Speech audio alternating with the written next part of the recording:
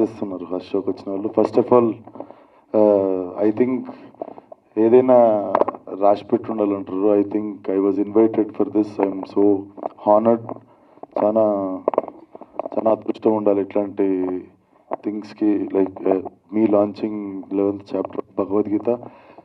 And ముఖ్యంగా నేను చెప్పాలనుకుంది, ఇక్కడ ఉన్నది చాలా చాలా పెద్ద మనుషులు ఉన్నారు. ఇక్కడ చాలామంది పెద్ద మనుషులు ఉన్నారు. అమర్యాదగా కళ్ళద్దాలు పెట్టుకున్నట్టు అనిపిస్తుంది. నాకు కంజక్టివిటీస్ ఇంకా తగ్గలేదు, సో అందుకే పెట్టుకున్నాను. ఆర్ఎల్స్ అసలు కళ్ళద్దాలు పెట్టుకునే ఉద్దేశం లేదు. సో సారీ సార్, నేను లేకపోతే పెట్టుకోకపోతుంటే. And yeah, I think I feel so lucky వచ్చి భగవద్గీతలో నాతో 11th చాప్టర్ విశ్వరూపం లాంచ్ చేయించినందుకు.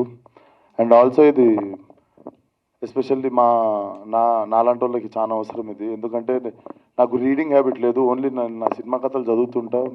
And when maybe with time వస్తుందేమో, అటెన్షన్ స్పాన్ తక్కువ. 2-3 పేజీలు చదవంగానే మేబీ స్కూల్లో ఎక్కువ భయపడ్డందుకు బుక్స్కి కొంచెం అదే క్యారీ ఫార్వర్డ్ అయినండే. బట్ డెఫినెట్లీ నేను మీరు ఈ ఐడియా చెప్పగానే కూడా okay I start hearing this అని చెప్పి నేనే ఫిక్స్ అయినుండే. బట్ ఈరోజే ఒక చాప్టర్ వినేసాను. ఆ విజువల్లీ కావచ్చు, నేను ఉట్టి పాడ్కాస్ట్లో వినొచ్చు అనుకున్నాను. బట్ వస్తే విజువల్ కూడా చాలా చాలా కేర్ తీసుకొని చాలా బాగా చేశారు. చాలా ఈజీగా మనం తెలుసుకోవచ్చు. ఎప్పటి నుండో అనుకుంటుండే చదవాలి భగవద్గీత అని, లేకపోతే but this is like very easy way. Thank you so much for keeping this available for like present generation sir. I think this will stay for ever.